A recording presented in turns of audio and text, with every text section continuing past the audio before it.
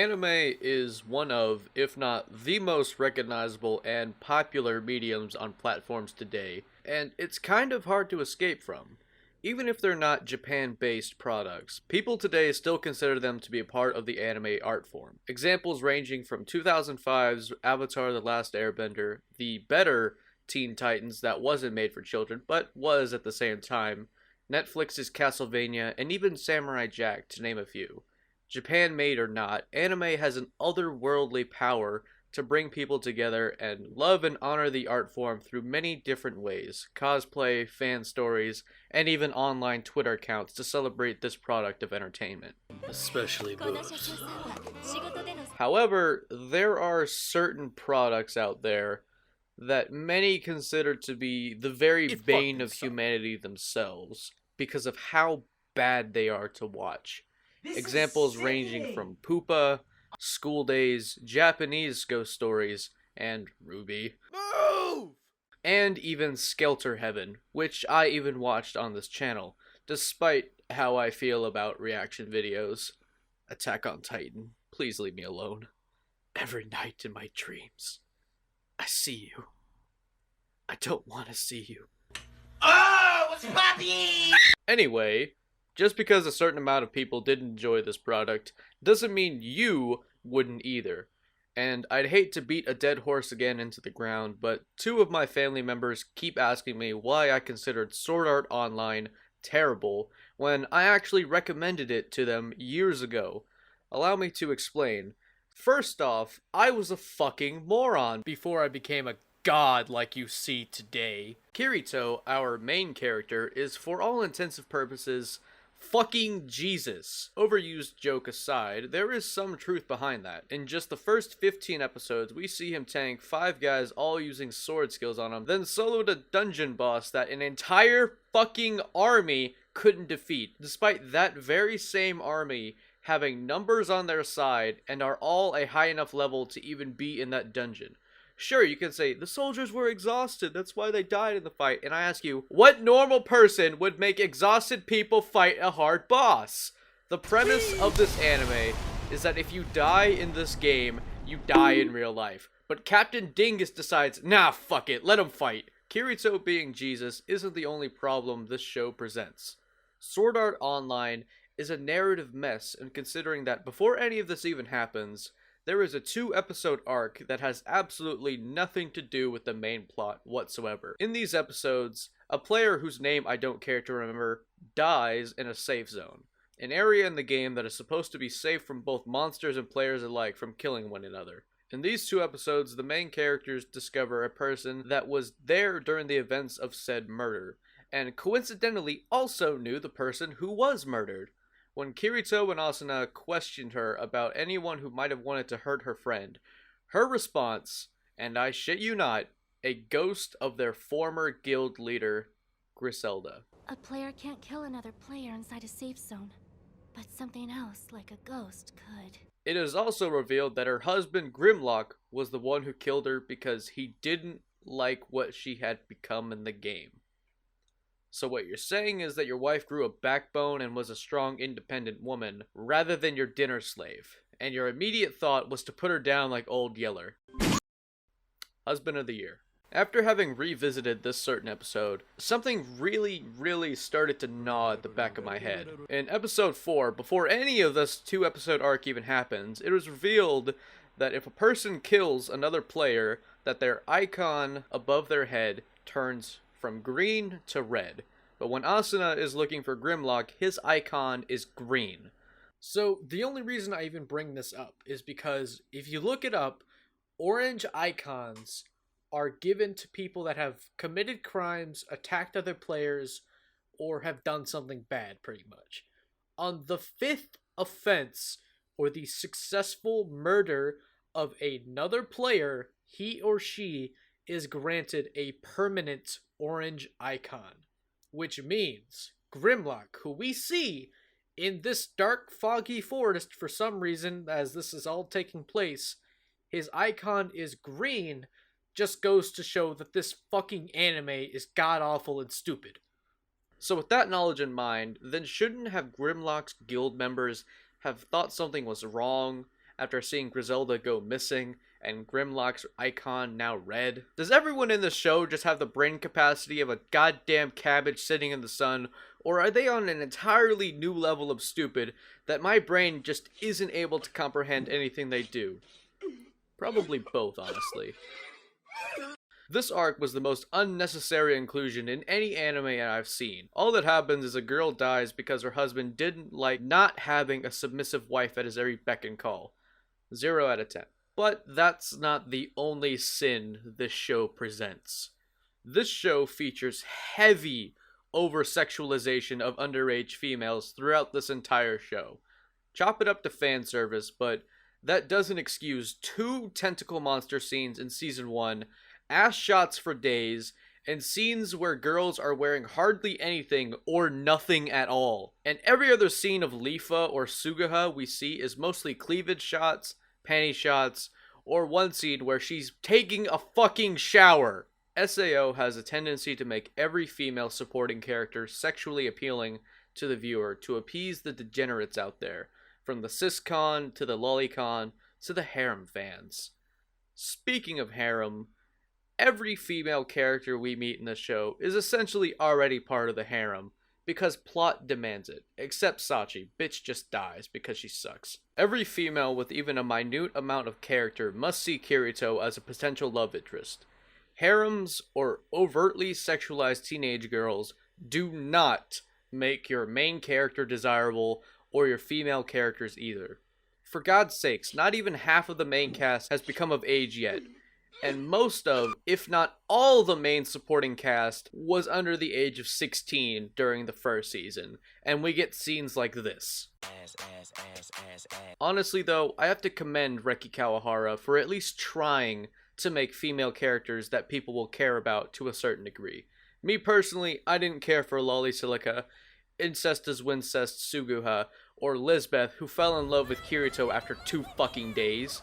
But some of you probably really cared about these characters on a deep emotional level. But in all honesty, female characters are the most difficult thing to make work in any kind of show. I've only seen a few shows that have really made me give a shit about any female characters. Kill la Kill, Rascal Does Not Dream of Bunny Girl Senpai, Madoka Magica, and Violet Evergarden. But the anime that has the absolute worst main female characters is Fairy Tail. Lucy is pretty much just there for fan service. She just tends to be put in ridiculous situations so her boobs and ass can just be shown in some way. Levi is lollybait, Kana is a drunk girl with big tits who doesn't do very much, and then there's Juvia. She's obsessed with a male stripper and has a house filled to the brim with merchandise of Grace-sama. And then there's Urza. Oh, Urza Scarlet. Oh god. Urza was one of the few good characters, but too powerful to be a main character. In a sense that if she were part of the missions Natsu and the others go on, she would easily wreck the enemy's shit all by herself, thus stealing Natsu's thunder. In the Phantom Guild arc, she took a hit from an enemy's death cannon, which put her out of commission until she woke back up. In the Oracion Seis arc, she gets poisoned by Cobra's snake and is out for the count for about 3 episodes, until Natsu saves Wendy so she can heal her. Take note that Natsu and Happy also get poisoned by the same person, yet they are far more mobile and were still able to do more than Urza, only having taken 1 measly bite from this sinister, slithering serpentine. The story arcs are just awful. They are just terrible. There isn't one arc in Fairy Tail that doesn't have constant ass pulls, plot holes, and just all around dumb shit. I'll describe how lame some of the ass pulls in the series are. In the fight of Urza versus Irene, Urza ends up breaking 2 limbs on her body, yet she is still able to move fast enough and strong enough to break a fucking meteor. Now, I don't know about you, but anytime I see a video of someone breaking anything that's on their body, they are down for the count. So Urza, I'm gonna have to ask you to sit your ass back down, drink you a slurp juice, and wait until Natsu or another person comes in and gets the W for you. I'm sorry. There's even a villain that clearly states, magic doesn't affect me. but then gets beaten by someone using magic. What the fuck? Another reason why this series is awful, it's predictable. It's a shonen anime that has no creativity, and you can predict the ending for everything. Natsu will scream about friendship, beat the villain, and then happy ending the end. This is not how you make a good show. And now onto something that doesn't make me want to shoot myself or anyone in close proximity to me. Something that has moved me in ways that most shows have yet to do in recent years. And it's about a girl. I have a question for you. What does I love you mean to you? Hearing those words are enough to make anyone die of embarrassment or have their heart skip a beat. If you were to be told this today, how would you react at that very moment? That is the story of Violet Evergarden, the show that has moved me in so many ways, and I'm finding it difficult to put it into words just because of how much it has meant to me as an individual. This show can only be described by one word: beautiful. In every bit and sense of the word, that is how to describe this anime. Violet Evergarden is the first and only show that has ever driven me to tears because of how much I can relate to Violet. And that is the ultimate honor for any show to receive. When we first meet Violet, we see her in a hospital bed, and after having viewed this scene and looking back, the symbolism hit me like a truck after seeing just this one scene. To my uncultured sister, she cannot appreciate this artwork or character dialogue, considering she still thinks this anime is boring. The very first scene in Violet Evergarden, you can see her writing a letter that she is clearly struggling to write.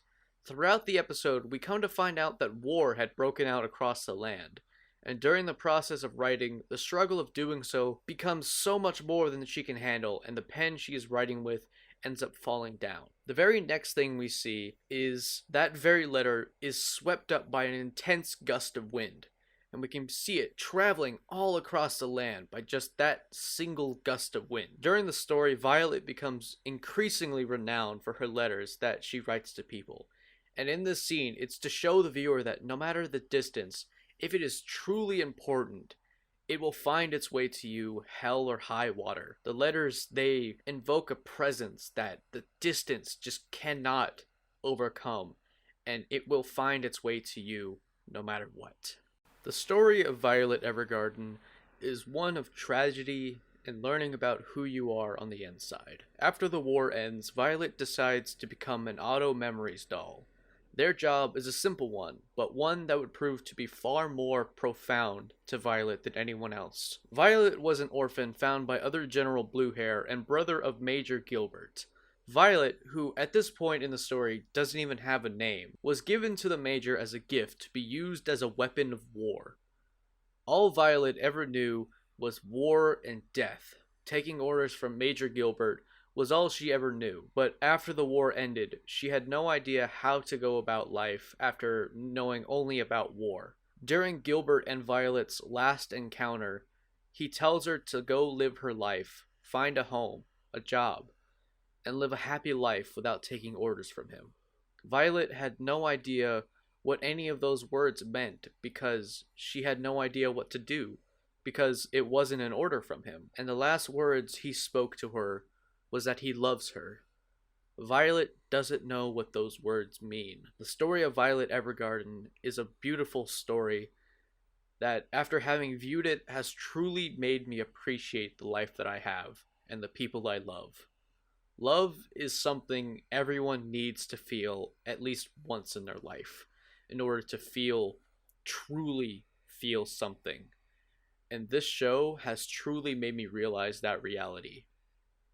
Episode 10 honestly hit so close to home that I had to pause it because it made me lose so much of my composure that it just hurt on the inside, knowing that one day the things that we care about most can all be taken away from us in the blink of an eye. And that is why we must spend as much time together while we can before that tragedy can take it away. Anime is only as good as you feel it should be. every show that I've talked about in this video has some of the most heated fan bases because of their differing opinions. Some love it, some hate it. Honestly though, at the end of the day, Sword Art Online has its fair share of flaws. I firmly believe that it is an enjoyable story and doubles as a great starting point for people to get into anime. And as flawed as Fairy Tail is, it does have a nice message in a fairly nicely animated package. Friendship is the most powerful force in the universe, and all you need is the love of your friends to overcome any challenge that might present itself to you. Even though that trope is the most overused and most cliched thing ever used in anything, such as Kingdom Hearts, every new age shonen anime, and even My Little Fucking Pony, it never fails to warm people's hearts knowing that the bonds they share with their friends is enough to make fantastic things happen. What I'm here to tell you is that even if an anime is bad, that doesn't mean you can't enjoy it. Even if you hate it for what it is, anime is only as good as you want it to be, or feel it should be in your heart. So to answer the question if it's okay to watch, quote, bad anime, the only answer I can give is, I don't know, do whatever you want. Except Ruby! Ruby is bad and you should feel bad for liking it.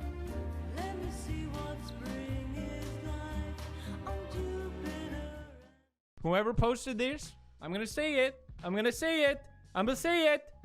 PP Small.